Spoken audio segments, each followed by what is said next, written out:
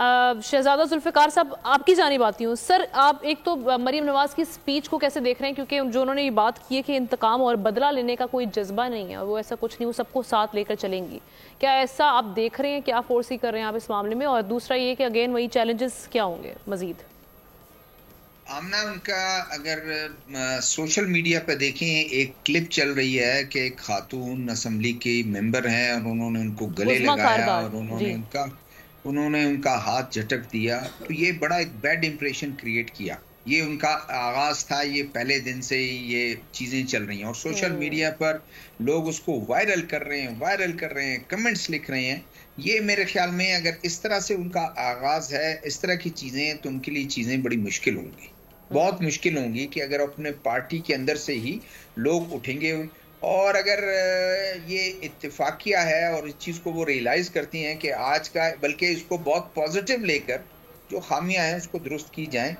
और चैलेंजेस उनके लिए बहुत हैं, एडवांटेजेस भी ये हैं कि चचा उनके प्राइम मिनिस्टर हैं, उनके लिए कोई मसला नहीं है। वफाक तक कोई भी अप्रोच करना, दिन रात किसी वक्त भी अप्रोच करना, एक किसी को कह देना, वफाकी सेक्रेटरीज को कह देना, वफाक के कुछ मिनिस्टर्स को कह देना, तो वो कोई मसला नहीं है उनके लिए। वो चीज़ें उसी तरह चीज़ें फौरी तौर पर हो जाएंगी बनिस्बत तीन जो वुज़रा आला हैं उनसे, और इनका काफ़ी जो है वो फ़र्क है। सपोर्ट मिलती अब जो चैलेंजेस हैं, चैलेंजेस जाहिर है जो पीटीआई इस वक्त जो सुन्नी इत्तेहाद काउंसिल में है, जिस तरह उन्होंने आज वॉकआउट किया, और फिर ये वो लॉट भी नहीं है, जहन में ये रखें कि ये वो लॉट भी नहीं है कि कुछ उन्होंने कुछ सबक सीखा हो माजी से कि पार्लिमानी रवायात क्या हैं, पार्लिमानी हमने किस तरह से प्रोटेस्ट करना है, किस तरह टफ टाइम देना है हुकूमत को किस तरह मजबूर करना है कि वो ऐसे फैसले करे लोगों के मुफाद में करें।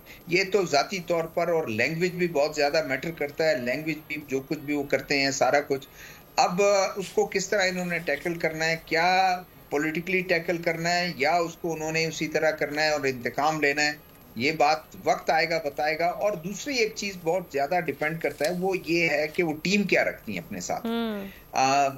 हम इसी वक्त कह सकते हैं कि मरियम औरंगजेब उनकी टीम की बहुत एक इम्पोर्टेंट हिस्सा होंगी, लेकिन आगे के टीम क्या रखते हैं, उनके मिनिस्टर्स किस तरह होंगे। अभी तक तो उन्होंने कह दिया कि डीसी जो है वो अपने एक दूसरे से मुकाबला करें, अभी से उन्होंने कह दिया कि हम जो है वो उनको सोलर पैनल दे देंगे लोगों को। अभी तक उनको लोगों को जो है आवाम को ये सहूलतें दे देंगे, वो सहूलतें देंगे, ये सारी कुछ है उनका, क्या वो इम्प्लीमेंट करते हैं। और शायद एक और भी है, शायद अब मुकाबला हो पीपल्स पार्टी के चीफ मिनिस्टर सिंध के और पंजाब की चीफ मिनिस्टर, इनका मुकाबला होगा, क्योंकि दोनों भी वफाक में हैं, किस तरीके से अपने अपने सूबों के मसाइल को वो टैकल करते हैं। जरा लकी हैं मरियम नवाज की, उनको जो चीजें उनको मिली हैं, जो उनके चचा ने जो चीजें जिस तरह से की हैं उसमें कुछ डेवलपमेंट के काम किए हैं। और ये बात बिल्कुल लगारी साहब अब कह रहे थे, बिल्कुल वजह है कि किस तरह वो साउथ को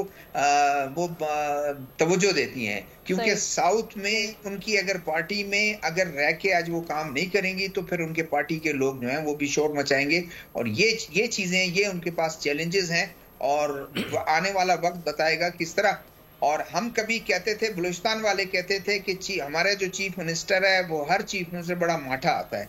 हमने तो बल्कि ये यहाँ डिमांड होती थी कि हमारे जो चीफ मिनिस्टर हैं वो वजीर आला पंजाब शहबाज शरीफ साहब हो जाएं कुछ अरसे के लिए, तो कुछ डेवलपमेंट के कोई काम नजर आए, कोई चीजें नजर आए, ये एक मिसाल दी जाती थी। अब उन्होंने किस तरह उनको फॉलो करना है, बल्कि और आगे किस तरह इम्प्रूव करना है, ये आने वाला वक्त बताएगा। जी बिल्कुल।